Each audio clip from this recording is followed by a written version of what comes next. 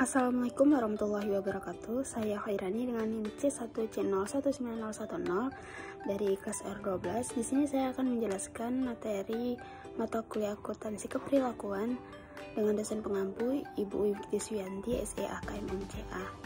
Baiklah, mengenai materi dari pertemuan keempat, yaitu akuntansi keperilakuan dalam bingkai retrospektif dan prospektif. Langsung saja. Di bagian pertama, di sini ada awal pergeseran konsepsi. Binberg dan Seil menampilkan sebuah pandangan tentang area yang menunjukkan kemajuan kumulatif dan koheren dari yang telah dicapai. Banyak karakteristik dari Binberg dan Seil disebut sebagai aliran riset sosiologi organisasi yang berorientasi pada kesimpulan isu berikutnya. Para peneliti mengajukan riset atas kasus tunggal secara lebih terperinci. Dengan cara ini, badan pengetahuan keperilakuan dan organisasi yang berkaitan dengan fungsi akuntansi dapat menjelaskan akuntansi secara apa adanya dan dapat menjadi cara untuk menciptakan manfaat bagi banyak kebijakan model konvensional dan ortodoks di masa lalu. Sudut pandang dari luar. Burgstaller dan Sandem sebagai ilmuwan yang berada di luar bidang akuntansi memberi sudut pandang dari luar atau without perspektif mereka, memberikan manfaat potensial terhadap bidang akuntansi. Ada banyak introspeksi dan seringkali menjadi menantang sehingga penting untuk memperhatikan pandangan mereka yang memahami perkembangan akuntansi dari perspektif yang berbeda. Riset akuntansi keperilakuan di masa lalu telah menjadi titik perhatian bagi anggota komunitas sosial yang berbeda pula. Nah, yang kedua di sini keragaman tidak muncul dalam area keperilakuan dan organisasi. Berikutnya penelitian keperilakuan lain yang menggunakan sosiologi ekonomi untuk memahami masalah yang melekat pada rasionalitas ekonomi implisit dalam riset ekonomi yang berorientasi pada penelitian akuntansi dan sejarah intelektual yang didasarkan pada konsep keperilakuan dunia sosial, politik, dan lingkungan ekonomi.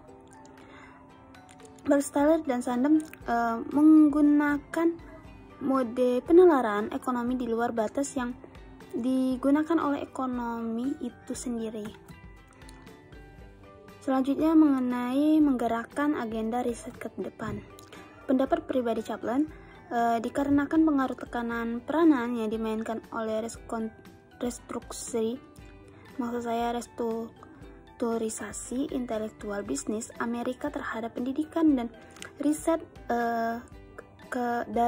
dan kemunculan studi akuntansi keperilakuan yang perlu dipandang dalam konteks kemunculan ketertarikan organisasi terhadap ilmu pengetahuan sosial dan keperilakuan.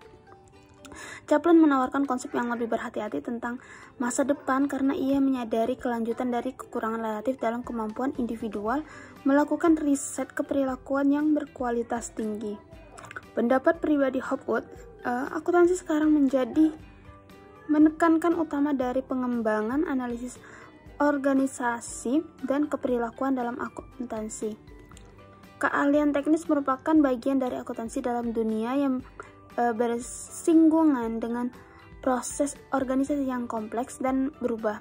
Ditekan oleh keahlian tersebut, mereka tidak pernah memberikan dasar terhadap evaluasi, diagnosis, desain, dan reformasi sistem akuntansi organisasi yang merupakan faktor-faktor yang membentuk bagian penting dari tugas manajerial sebagai suatu yang berbeda dari tugas teknis.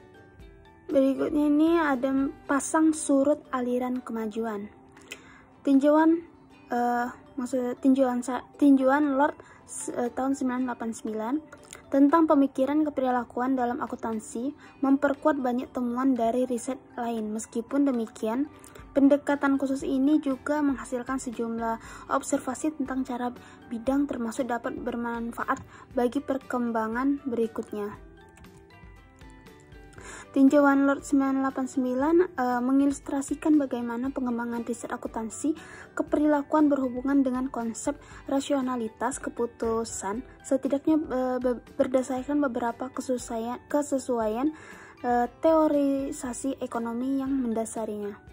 Manfaat dari tinjauan LERT sendiri yaitu untuk menyampaikan pertimbangan tentang skala pengembangan komparatif dari studi yang berprestasi akuntansi di Amerika Serikat, khususnya yang mencerminkan pendekatan pemrosesan informasi manusia dan kognitif. Baiklah, demikianlah penjelasan mengenai materi akuntansi keperilakuan dalam bingkai retrospektif dan prospektif dari saya. Mohon maaf apabila ada kesalahan. Saya akhiri, wabillahi taufiq wal hidayah. Wassalamualaikum warahmatullahi wabarakatuh.